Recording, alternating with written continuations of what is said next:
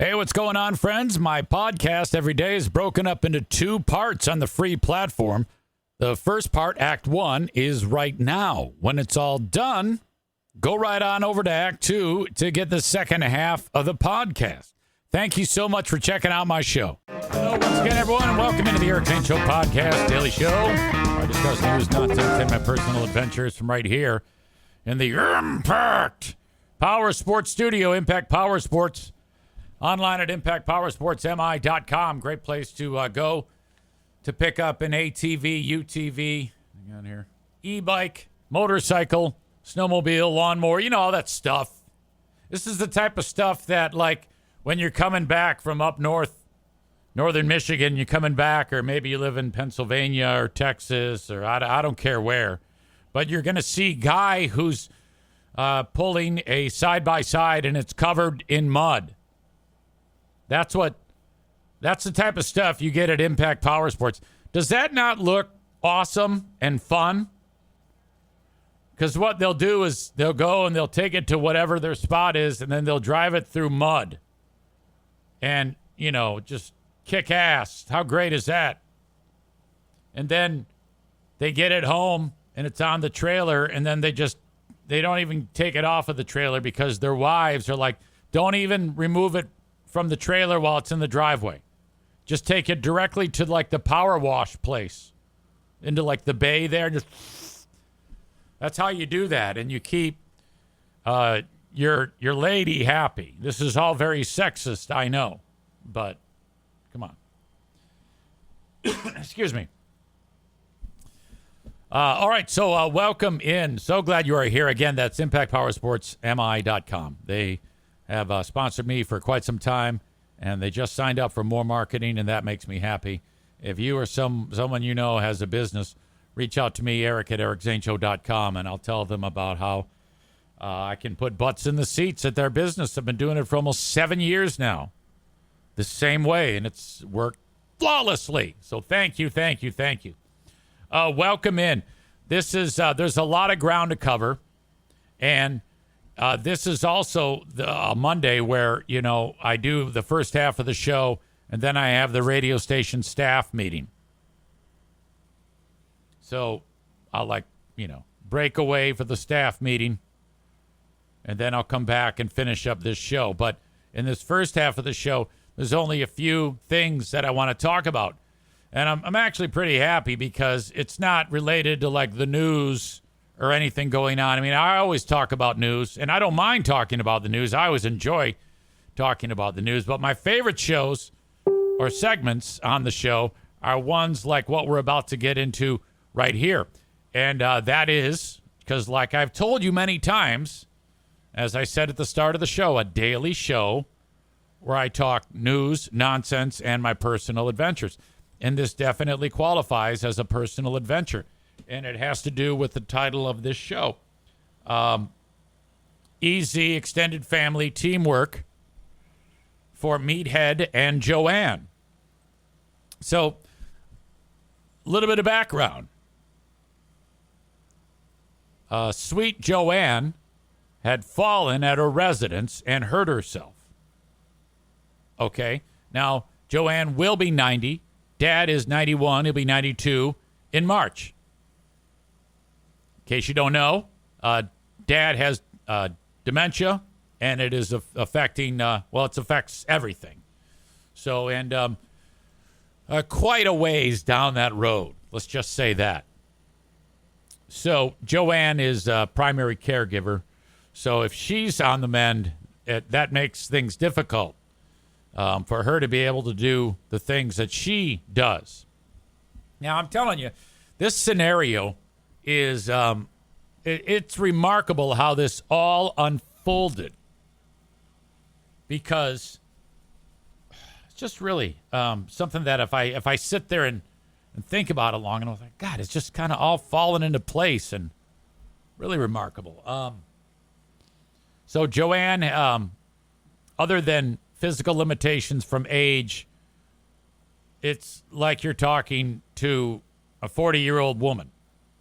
I mean, there is nothing dopey about JoAnn. I mean, it's, holy shit. By the way, when I was with her this weekend, she goes, I just wish that Eric wouldn't swear on his show. and it kind of caught my ear. And I'm like, So she goes, honey, why do you swear? I don't know. It's easier. She goes, it's not you. And I'm like, well, okay, it is. I just don't do it here. I have the ability to read the room. But if I'm being 100% honest with you, and I didn't tell her this, I don't want to break her heart. If I'm being totally honest with you, I swear all the time. I just don't do it with you. I'm trying to be respectful. I don't swear around you. I try not to swear around Sue and Jim. It's just. In fact, I felt bad. I did swear in front of Sue yesterday. Like, idiot. You got to read the room. But I say make swearing great again. I think now I didn't vote for Trump, but I'm guessing if Trump knew, how I talk, I think I would get like a thumbs up. I think Trump would be like, yeah, that's how people talk. Okay, I'll tell you what. And I'll even tell her this next time I see her. I'll go in on it a little bit. I'll try to be aware of it, but there is no way that I am going to stop swearing. Swearing is sinful according to the Bible. Now, I don't. I remember that there was a guy who he used to market on the show, and it was the guy with the gun classes. And I think he kind of got scared off because I swear, because he's really religious. And he sent me like a couple Bible verses. And he's like, hey, man, I don't like this. And I'm like, why? And he sent me the Bible verse. Like Becca Shea, she says, taking the Lord's name in vain is a sin, not saying the F word or anything. No, that's not true. According to the Bible, there is, I forget the passage. I could look it up for you. But he sent it to me. I read it. The Bible on swearing. Okay, here it is. The Bible instructs against profane language, advising believers to speak words that are wholesome, constructive, and honor God, rather than those that are obscene, foolish, and destructive. Now, who knows how far back this goes? Because if I'm not mistaken, there have been changes made to the Bible, words added, text, prose, sentences, paragraphs, as, within the last century. That's true. Like the word homosexual was added like 1946, I believe it was, or 1942. It's nonsense. So, I mean, if you could go back to like the first edition, I think that might have a little bit more impact if that can be proven. And maybe it can. I don't know. I'm not a scholar. It also says, according to the AI overlord, while there's some debate on whether specific words themselves are inherently sinful, the overarching message emphasizes the power and purpose of speech, urging followers to use their words wisely to build others up and avoid any form of harmful or unwholesome communication. All right, hold on a minute there. Urging followers to use their words wisely. Okay, well, that being said, and if you're listening right now and you have sensitive ears, I'm about to swear. So you might be like, all right, get out. That's cool. I'm letting you know. If someone is being an asshole, in my opinion, a wise usage of language would be to say, Hey, asshole. It's so effective. It's 2 words, and they know you're pissed. I mean, come on. So, I am not going to cease that. There's no way in hell. And besides, I said to my beloved stepmother, I said, darling, there is so much comedic strength to swear words. Think back to like 45 seconds ago. My usage of the word asshole. Did you hear that emphasis? Asshole. Like that? Now, if you said, hey, asshole, that's effective too, but in a different way because your tone is just so much softer. But I'm really selling it in both forms of asshole there. So I said, yeah, JoAnn, it has unbelievable comedic impact for me. And you have to understand, this is a performance. All right? If I'm here doing my thing and it's not looked at as performative, it is a problem. It has to be looked at that way. When I am in this room with you and we're doing our thing and we're laughing and we're joking and we're having a good time, I'm not going to swear, but I'm also not performing. Now, you've seen me around the campfire. That might be somewhat performative. I love you dearly, okay? And to anybody else who feels this way, I love you dearly. But that is part of the performance. We are not going back. And that is it. Aram makes a great point. He says, it sounds like JoAnn is used to talking to Eric Zaitunian, not Eric Zane, 1,000,000%. I would never bring the disgusting, foul-mouthed Eric Zane into a household. No. The ability of a true legendary performer like myself is demonstrating when to turn that on or off. When I am in the family setting, I do not have to worry about any type of performative things. I'm just, well, in fact, the only thing I was worried about in the presence of my beloved family was making sure that my job for that weekend, more on that in a second, this past weekend, was fulfilled. And I think it worked out. So that's my take and my response to my beloved stepmother, who I will be seeing again very soon. Okay. But so this discussion is going to be a lot about what you all may have to experience or perhaps already have at some point in your life. So JoAnn is hurt. It's going to take several more weeks of recovery with no weight on her knee, on her leg. So, boy, what to do? Well, the first move that has turned out to be outstanding, and it just worked out, is the dynamic of my sister/stepsister Sue, who is married to Jim.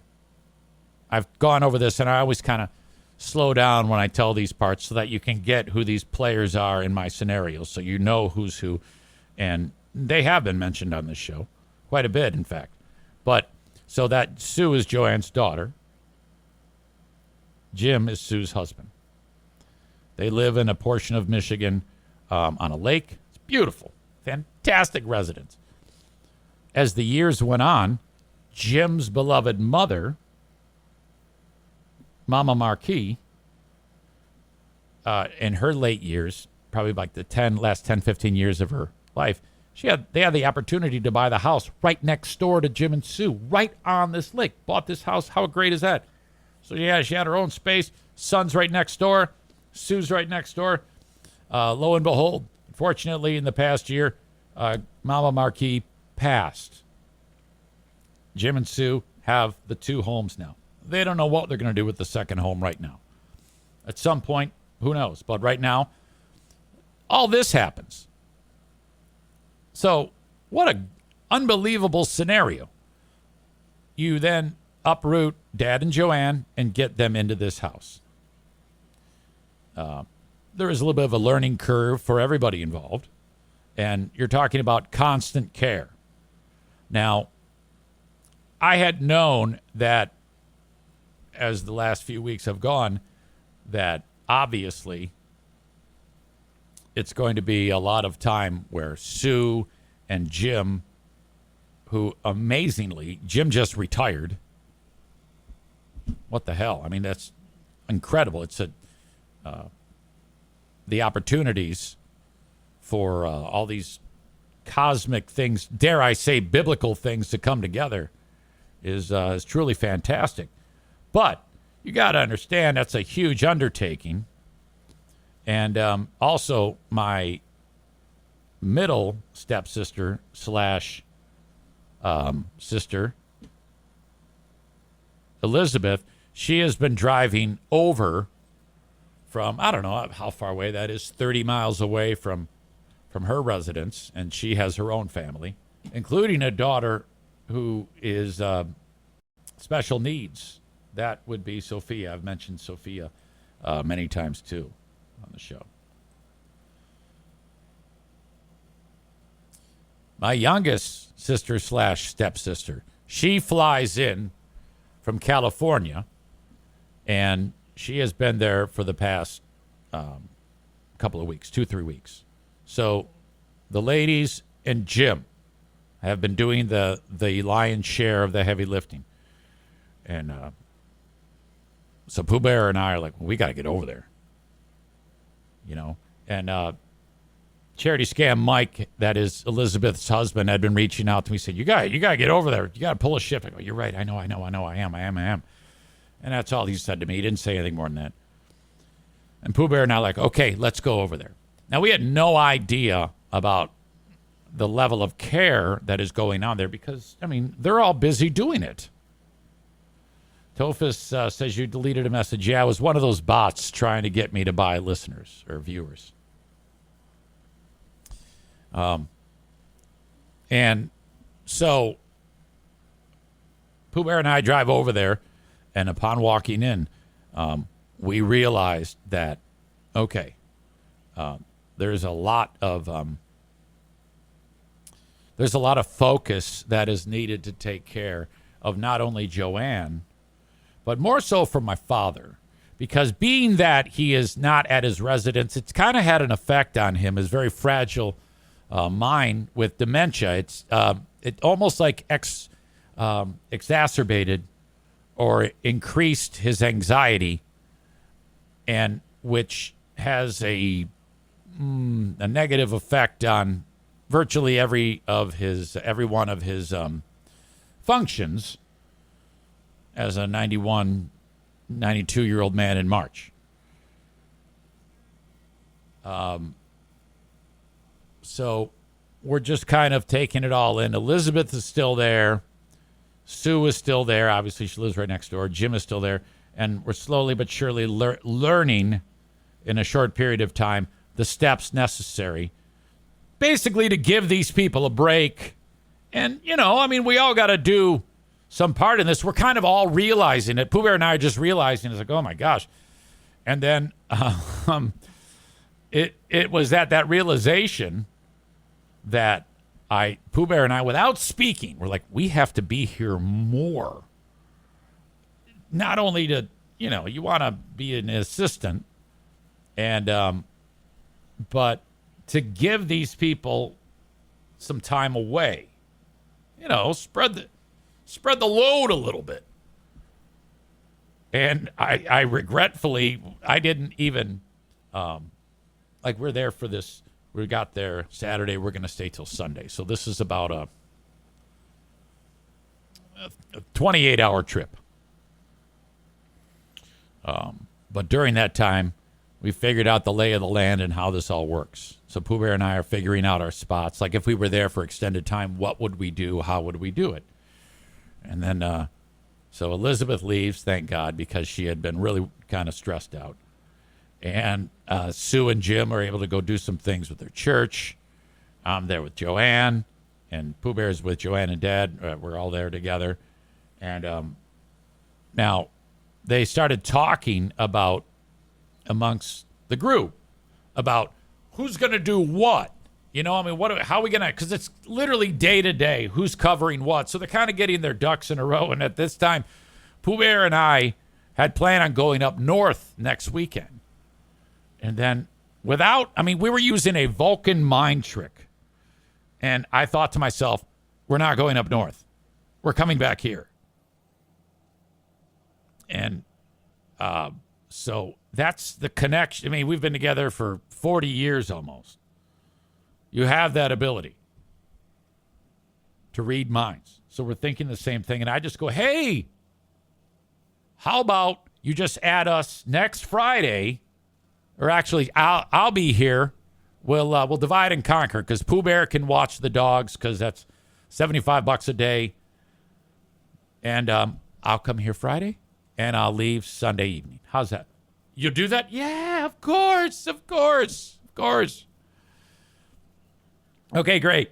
So basically what has happened at this point is through osmosis, we've merged into traffic into this.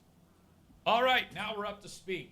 So then we were kind of like just writing down the schedule and we figured it all out right there. And Sue says to me, she goes, hey, can your brother help us? I go, I'm sure he can. I'll reach out to him right now.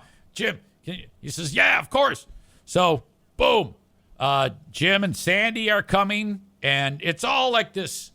It's really fantastic. I have to say, I'm the type that when I am involved in this scenario, I like wall myself off.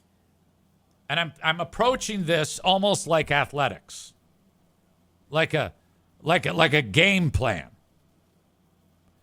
And trying not to let any of the things that are, the reality of this, the gravity of the situation is, well, it's obvious. I don't even need to say it. But all you can do is, okay, for this set of hours in this day, we need to do this, this, and this to make sure that everything is smooth. So, just the basic steps. But like with my dad, there's a bunch of steps, but I don't even need to get into it. It's almost like minutia about the diabetes testing and things like that. And we were taught quite well by the gang that was there, my stepsisters and my stepsister's husband, and by JoAnn, how to care for dad. JoAnn is, what's interesting about all this is that my dad actually needs more care than JoAnn does. She has a couple of these almost like rolling stools that she has, kind of like a wheelchair, but not really. It's a walker / seat that's on wheels. Hey, it's your old pal Eric Zane for Secret Nature, makers of ultra premium CBD gummies. And I'm going to tell you how you can take advantage of a special offer to save you 30% in a minute. But let me share this with you. You know that I've got about 1 million things going during any given day. And I just recently discovered Secret Nature to help me keep it all together during the day and help me wind down when the day is done. Ultra premium CBD gummies from Secret Nature. Crafted with real botanicals, nothing extra, and designed to support your day with clean, purposeful functionality. I want you to try Secret Nature Ultimate Premium CBD Gummies. Organic, farm-grown, not made in a lab. You can try Bliss for clear focus and productive flow. That's what I use during the day. And Snoozers to unwind and rest at the end of the day. Consistent, measured CBD per gummy, so there's no guessing. Intentional formulations that feel clean and slot naturally into your routine. Take it from me, I keep it all together during the day with Bliss. And when it's time to relax, sometimes my mind is going 1,000,000 miles an hour from all of the things that I've done during the day and the things that I have to do on the next day. That's when I'll take the Snoozers to unwind. You need to try Secret Nature Ultra Premium Gummies And here's what I want you to do. You can get 30% off of your first order at secretnature.com with code ZANE. That's secretnature.com, code ZANE. And then let me know how it goes. Again, get 30% off of your first order at secretnature.com with code ZANE. That's secretnature.com, code ZANE. Secret Nature. And there's two of them.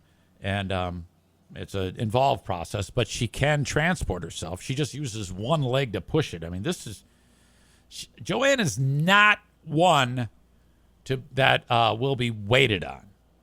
Now, she is doing all the necessary things to heal, so we're proud of her for that. And she also offers the guidance because she's the boss in this. She is not helpless. So, Pooh Bear and I, we just kept our mouths shut. And, hey, what do you need? What do you need? What do you need? And so Pooh Bear, by the end of Sunday, we had it down. And Pooh Bear was in the living room keeping them company, and I was working on, like, various food things, stuff like that.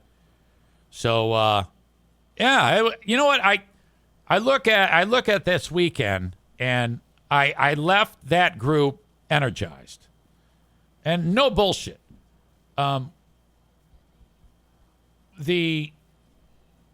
What we got done as a group and what we will continue to get done, you feel good about that. You know, it's kind of like when you, I don't know, you get something done that's good work around the house. Oh, God, I'm getting watery-eyed. I typically don't like to do this, but it's true.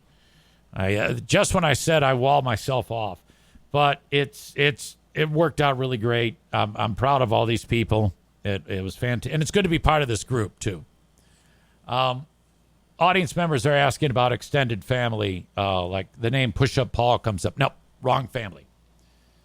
This is my family through JoAnn. JoAnn and Dad. So essentially, it's like my dad and JoAnn had 3 daughters.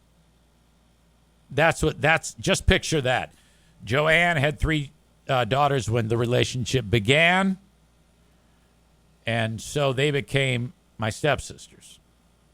In order, oldest is Sue, middle is Elizabeth, Nikki is the youngest. And the 3 of them, I mean, you know what else is interesting? This is crazy. You're going to love this. So growing up, JoAnn's daughters, the unhammered nail is Nikki. And so Elizabeth is months older than me, and Nikki is months younger than me. And 10-year-old Eric walks into this house to meet these people in 1980, and with no words spoken, and being just 10 years old, I walked into the room and I laid eyes on Elizabeth. And I go, fun. And then I scanned the room and I saw Nikki. And in my brain, I'm like, she's going to kick your ass. Oh. Nikki she takes no shit. And what drove me cuckoo bananas when she was young, she's used to her advantage as an adult. And I don't even say that first part as an insult. She's just a ball buster. I mean, what the hell else can I say? I mean, she knows it. So, as it stands, growing up, I would spend half of my time with this family. I mean, grew very close. But in those years, my father and Nikki did not get along. And it was not fun. And I was talking with JoAnn about this over the weekend. And she said, you know, most of that problem was because of your father's drinking. So I believe that. Witnessed that myself.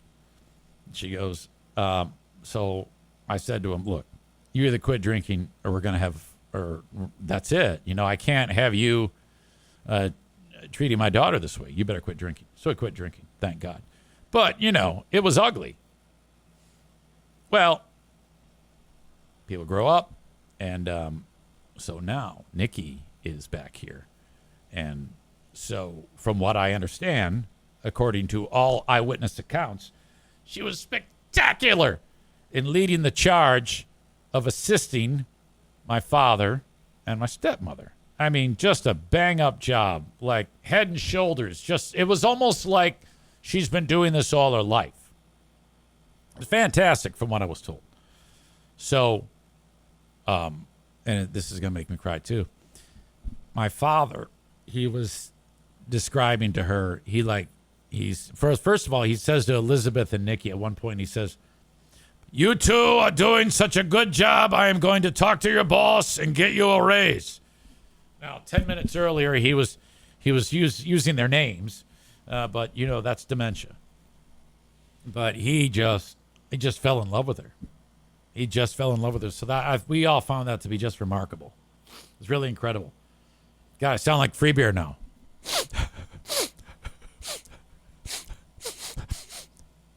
Okay. So as the weekend wore on, I just was kind of like absorbing all of this. Like I cannot wait to start this podcast. I could not wait to start this podcast because I wanted to report back as to what's going on, because Dad used to hear from Dad all the time on Dear Meathead, and you just don't hear any updates. And so I think you can appreciate this too, because you all care about these two very, very much. So, yeah, that's it. And, Saturday, Pooh Bear and I, we watched a movie.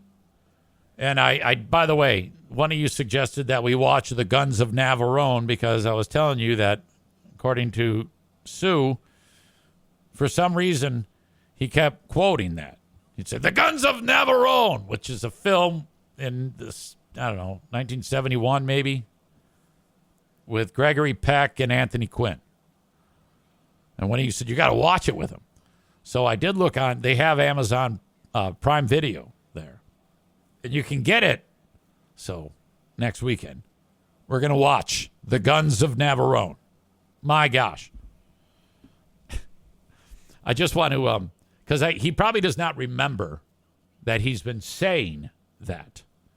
But if I just say to him, hey, Dad, have you ever heard of The Guns of Navarone? He's going to go, oh, yeah, guy, I have. That's a film. We can watch The Guns of Navarone.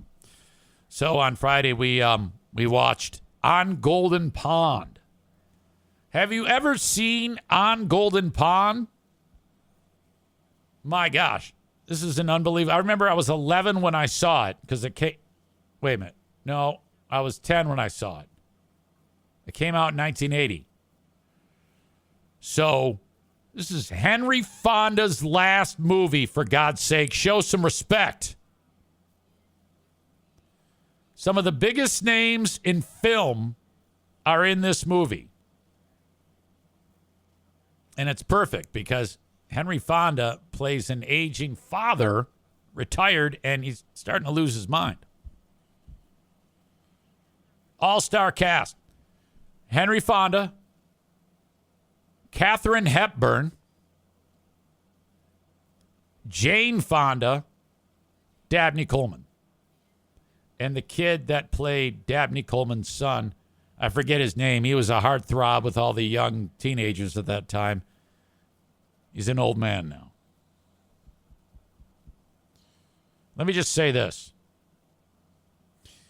Jane Fonda, in 1980, was one of the hottest women that has ever walked the face of the earth. No bullshit. She was 44 then, and she looked 21. Astonishing. The beauty. She's 87 now, and well, unfortunately, she has gotten a lot of plastic surgery, and it looks like she's gotten a lot of plastic surgery. It's that stretch face ghoul look, and I don't like it at all.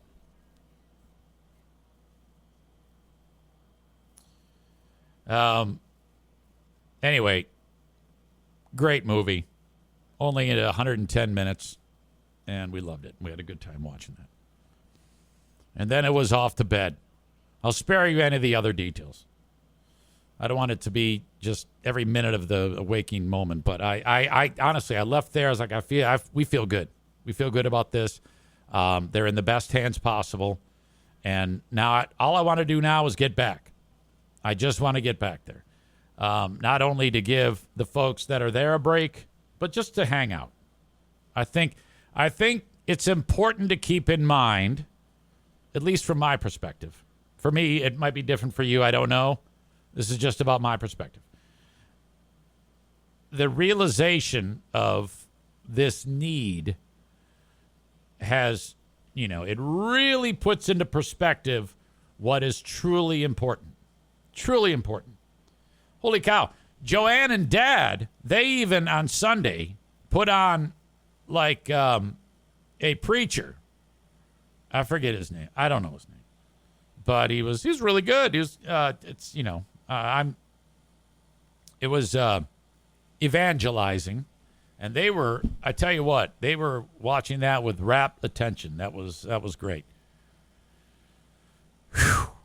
So, that's it.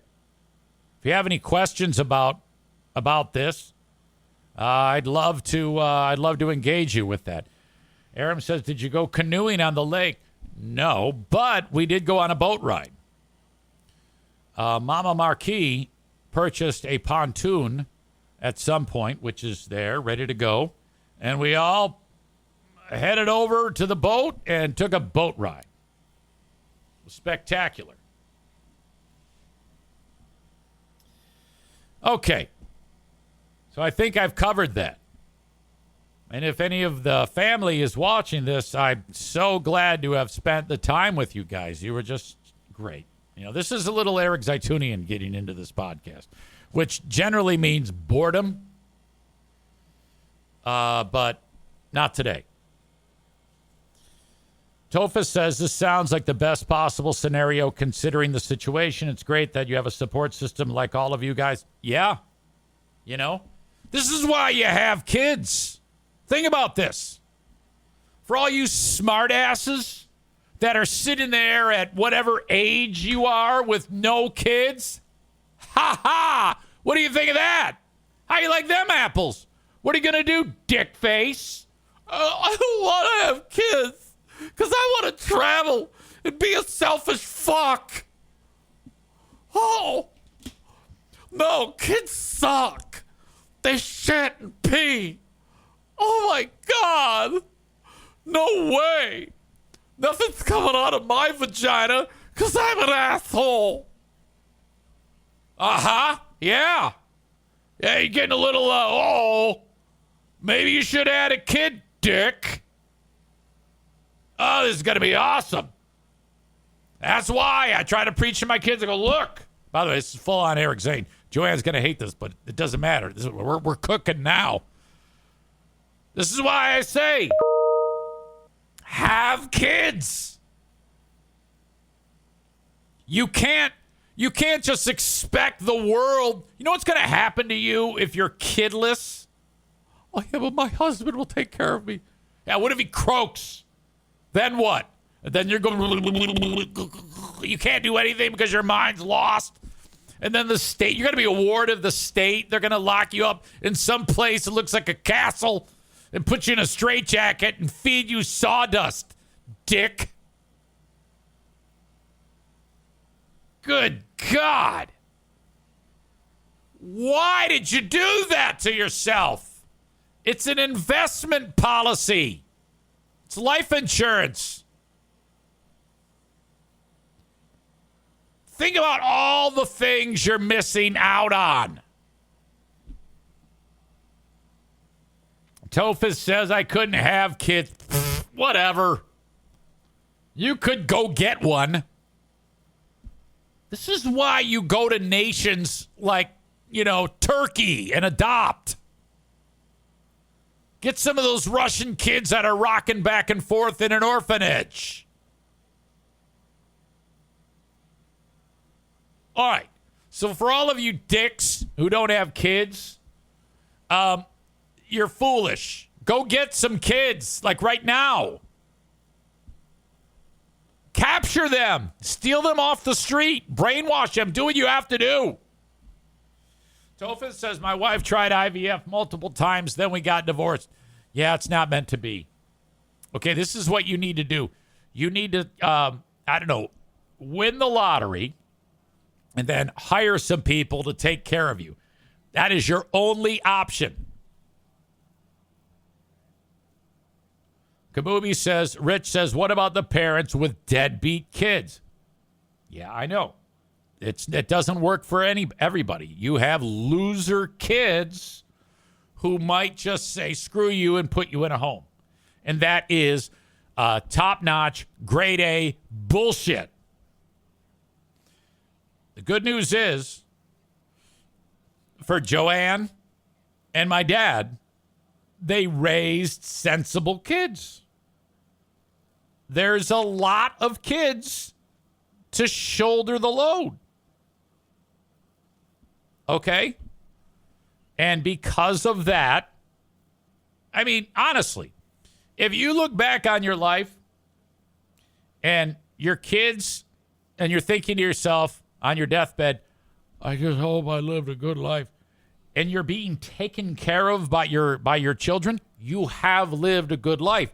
Because if you were a cock, they would be cocks too, and they would just put you in a home. Get it? Does that make sense?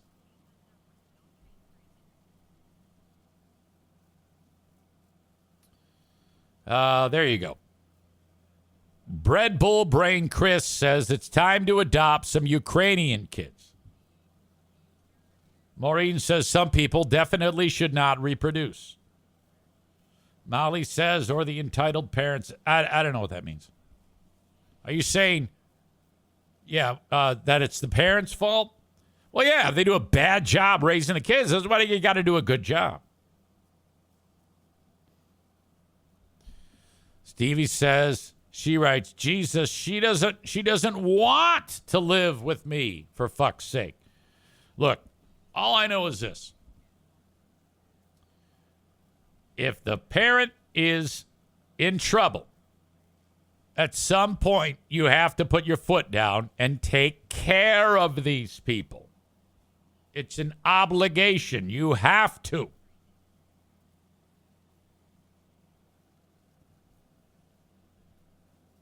Now, Stevie says, Jesus, she doesn't want me to live with me, for fuck's sake. Well, look, if you were a bad daughter, like you clearly were, you wouldn't have this problem. If you hadn't been such a dick, you can still turn it around. You're still a young woman, and there's still plenty of life for your mother. So I suggest that you stop beating up your mother every chance you get. I'm kidding. God, she goes, okay, bye-bye. Come on. You can't get butthurt by that. Piano Fingerbanger says, okay, but what if my kid lies and convinces me he's going to college and needs help with a solar system project, but turns out he's really just yanking my chain and playing Candy Crush in a parking lot instead? That's why you have multiple kids. Ben says, I'm going to be a terrible parent, LOL.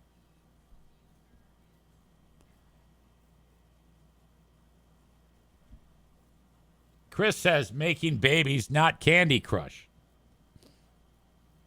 Let me just say this. If Stevie did rage quit just now, let me just say, it's extremely disappointing. You have a tried and true veteran audience member. And Stevie, if that is true, you have to understand, everybody is different. And the one thing, the takeaway that I think is important to keep in mind, good, she's still here, thank God. You can't get mad over these jokes. You can't. Because 9 times out of 10, you'll laugh if I make fun of anything else that is a quote-unquote sacred cow. That's way inappropriate, and it's supposed to be. So when you happen to get picked on and you do a rage quit, it throws off the mojo. All right? Now, I just don't stand for it anymore. I just kind of like, whatever. Like Bread Bull Brain Chris says, that would be and he uses a name of a famous former friend. That would be a blank level rage quit. That was the reason why I got, that ended. That is not part of the equation anymore. I will never speak to that person ever again. I cannot have that in my life as affecting my serenity on so many levels, personally and professionally. So that's a breakup, That's how that works. So you don't want that to happen. You don't want to be like tormenting me with dramatics based on me doing my job. So that's just a little maintenance work and a reminder about how this show works. I think she actually did rage quit. Well, if that happens enough, you can do a show with them. Yeah, if you're going to rage quit and upset everybody and make it awkward in this group, here we are sharing all this fun, love, and enjoying each other, and and that's how it is. And I know she communicates with them, so that apple doesn't fall far from the tree. So if that's the case, join them. Bread Bull Brain Chris says that's the worst part, missing the impression. Yeah, well, there's other impressions that can be done. Yeah, I don't tolerate audience members who try to make it awkward and uncomfortable. So shame on you, frankly, for taking it that way. I am not going to be doing what I do on a daily basis, watching where I step. Ooh, I better be careful. I better not say this about this person, or I better not say that about that person. Shame on you. And if you do it enough, I just won't have anything to do with you. So that's how I operate. I've established that as how I maintain this type of dynamic. If we're going to share with each other on a regular basis, I'm not going to have you making the group feel bad or making it awkward and announcing your big rage quit. So there you go. In fact, I'm going to leave it right there, folks, because I've got the staff meeting to get to. But I've enjoyed this, except for that. And you folks have a great rest of your, the time that I'm away doing the meeting. And I will be back, I would guess, probably sometime at about 12:45 Eastern time or noon Eastern time is when I will be back to discuss more with you. But thank you so much for being here. All right, that is Act 1 of the podcast. Act 2 is available right after this one. Go check it out. What are you doing? Don't miss a second of it. Thank you so much.